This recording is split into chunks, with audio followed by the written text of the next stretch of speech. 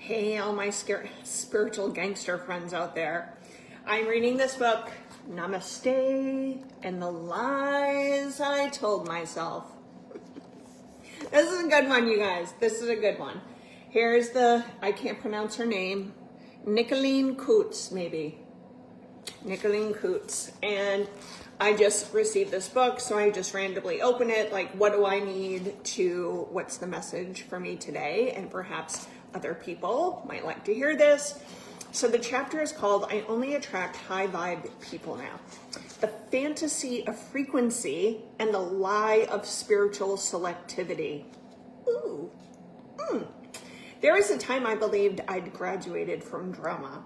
I thought I'd done so much work that the universe would now send me only soul-aligned unicorns with pristine auras and essential oil in their veins. You know the story. It usually goes something like, I blocked 3 exes, saged my phone, cleared my DMs, and posted a rainbow meme that said, your vibe attracts your tribe. And then Greg texted. We all have a Greg in our life. Let me explain. Greg, the emotional hurricane in a hurry. Greg, whose I've changed sounded suspiciously like the last 7 times he said it. Greg, who still knew exactly how to make me second guess myself with a well-placed compliment and a meme about twin flames. And guess what? I replied with a rose quartz next to me. At that point, my healed self was just watching in silence, shaking her head. So much for the high vibe. Here's the delusion. We think that healing upgrades our field to some kind of cosmic dome. That low frequency people will bounce off our aura and land in someone else's karmic lesson. But healing doesn't mean you stop attracting lessons. It means you start recognizing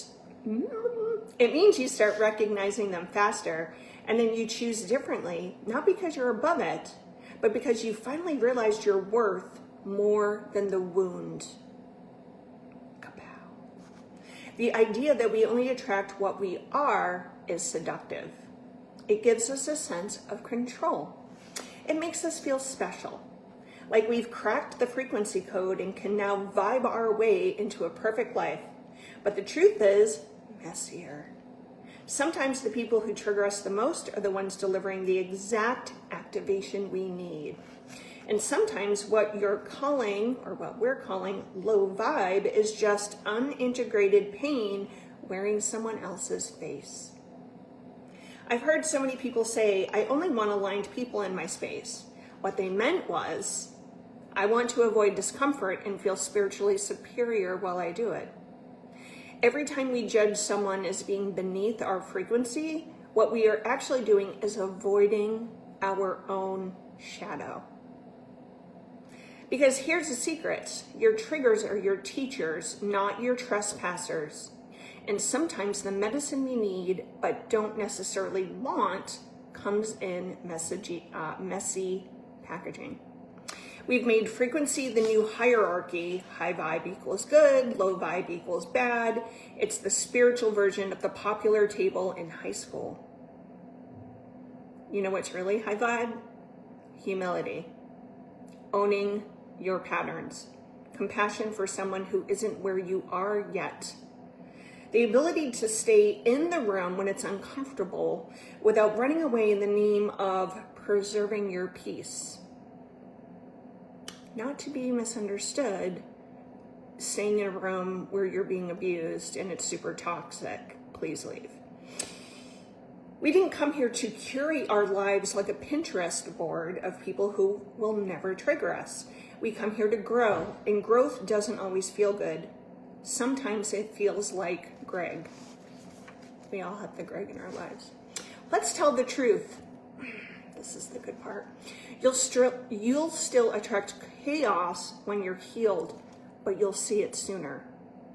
You'll still be tempted by old patterns, but you'll pause longer before repeating them. You'll still judge people, but you'll catch yourself mid-thought and soften instead of sharpen.